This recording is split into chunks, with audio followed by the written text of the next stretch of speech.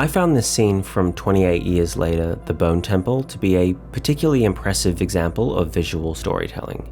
The sheer amount of information that we learn, not only about Samson's backstory, but also about the nature of the infected and what might happen in the future, is substantial, and is told almost entirely through a carefully curated, visceral montage. So let's go through it. And obviously, massive spoilers for The Bone Temple if you haven't seen it. Firstly, as Samson is slowly regaining the consciousness of his former life, he flashes back to his last memory. We see him as a child, sitting on a train next to what are most likely his parents. He's reading a book about the phases of the moon, which is a key piece of information that has been residing in his memory.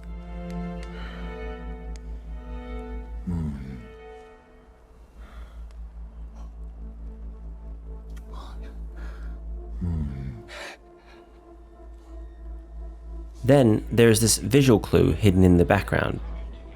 When the ticket lady approaches, we can see a brief peripheral shot of an infected in the aisle behind her.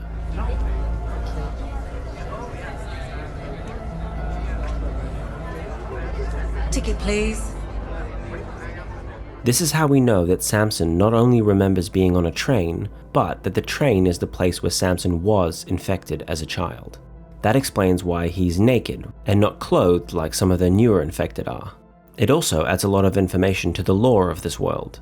In 28 Days Later, there is an open question as to how long it takes for the infected to starve to death. And eventually he'll tell me how long the infected take to starve to death. And the assumption is therefore that they do not consume the flesh of their victims, but instead merely attack them out of rage. Towards the end of that film, we get a shot that seems to confirm this. Two infected people are depicted as dying from malnutrition. However, since Samson was infected as a child 28 years ago, and has not only survived since then, but become a healthy, strong grown-up, it proves that the infected are capable of sustaining themselves independently. And earlier we've seen him eat the brains of one of his victims. There is some additional information that's not essential to the story, but interesting nonetheless. We can hear the announcement on the train stating that the final destination is Edinburgh.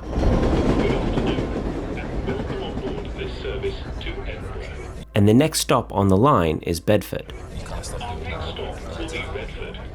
which could indicate that this is where the train came to a stop. Assuming that Samson's family were travelling from London, this would mean that they're travelling on the Midland Main Line. And if this is the very train where Samson was first infected, it means that he exited and re-entered regular human consciousness in the same physical place just 28 years later. Have a ticket. There's something quite tragic about a sudden 28-year time gap. And Samson is also likely to have not developed intellectually beyond his childish state. And let's not ignore the irony that Samson has for the last 28 years been attacking people that he envisioned as demonic threats. Ticket! Only to wake up to the real thing. Finally, when Samson is awake, he's attacked by the infected and has to defend himself.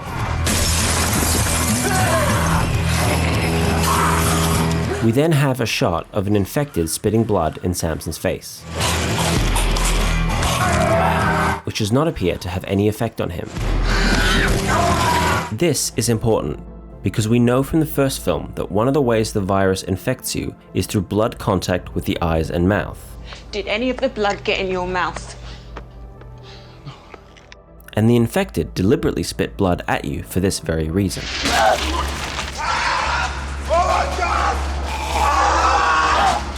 So this deliberate moment tells us that Samson now has the strength of an infected person, but is not susceptible to the virus's effect on his consciousness, which of course has enormous implications for the story going forward.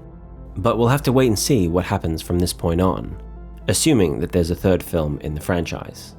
Did you pick up on any more information? Let me know, like and subscribe if you feel so inclined, and we'll talk again soon.